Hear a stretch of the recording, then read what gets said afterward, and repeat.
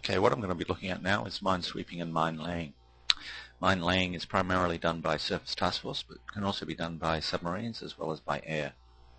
Mine sweeping has to be done by surface task force with boats that are dedicated to mine sweeping operations.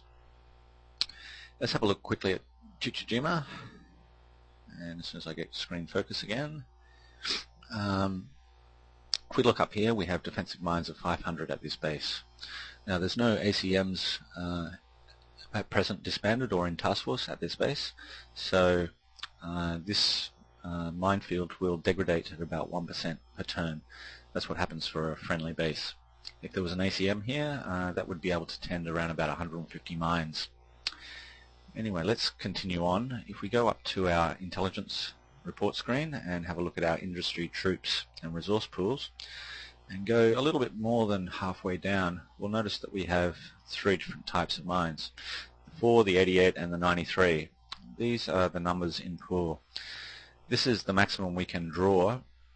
If there are no mines in pool, then we cannot tend our ships and allow them to load new mines on board. Let's go back to Chichijima again. What I'm going to do is I'm going to create form a new task force, and I'm going to say mine laying. Done, and I'm going to proceed to the ship screen. Here, as you note, I have a DMS and 2 CMCs. I'm going to use the 2 CMCs to mine lay Iwo Jima. If I look more closely at the ship class, you can see down here that it uses Type 4 mines, and it has 20 on board. So what I do is I set the destination for Iwo Jima, and I'm going to undock because I have a habit of doing that, and click Lay Mines. So as you note here, the task force has a little dot above it. That indicates that it's a mine laying task force. I'm just going to run the turn. I've got 3 turns loaded, so if we see what happens as soon as it starts going. Okay, the task force is moving towards Iwo Jima now, and still going, a little bit slow. Obviously this is a scenario I've built for myself just quickly as a test bed. So we see that Iwo Jima now has a little red dot above and to the left of it, which indicates that there's a minefield present there. I can't see the number of mines that are actually there, and neither can the allies. So that's done. If we come back to our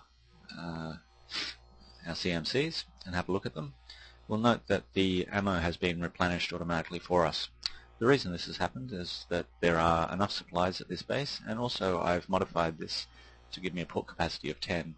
Now anything bigger than 7 should be big enough to load these mines, or if you have naval support there as well, it will help in that process. Actually, I should just clarify that for the moment and tell you that mines can be loaded at any port with sufficient rearm capacity for the specific mines. Rearm capacity is based on port size, which can be increased by naval support. Mine load cost is based on the load cost of the specific mine type. So generally speaking, loading of mines function just like any other ammunition except for the pool requirement.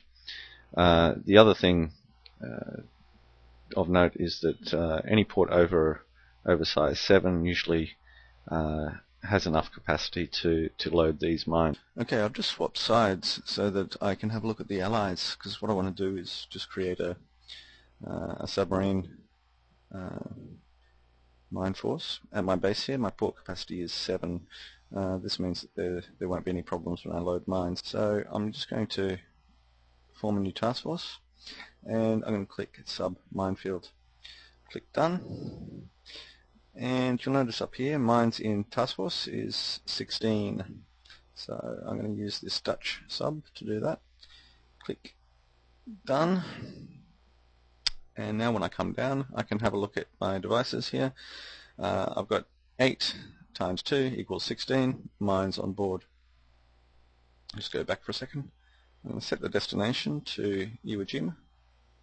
Okay, and what it does is still has this do not lay mines, so I'm going to click lay mines for that.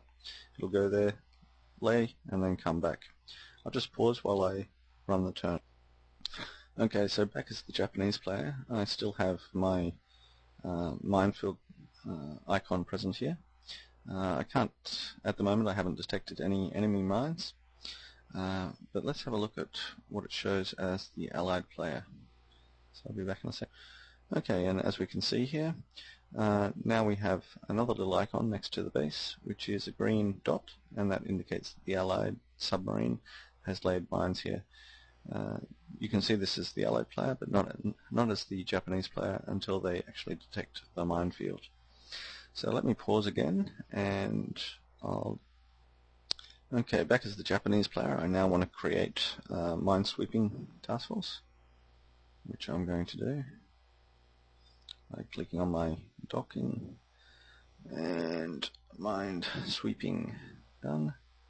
And I'm going to use the DMSs to minesweep done. I'll put them into a task force. And what I'm going to do is click remain on station.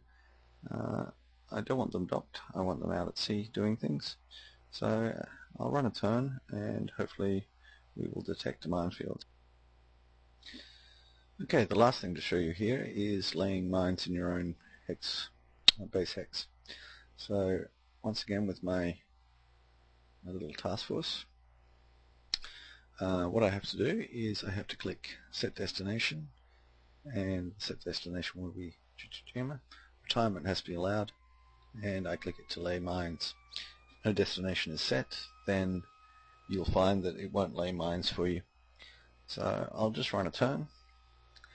At present, we'll just quickly have a look at how many mines there are there. 495, and I'll just quickly load it, run a turn. And as you can see now, after the turn, I've got 530 mines there.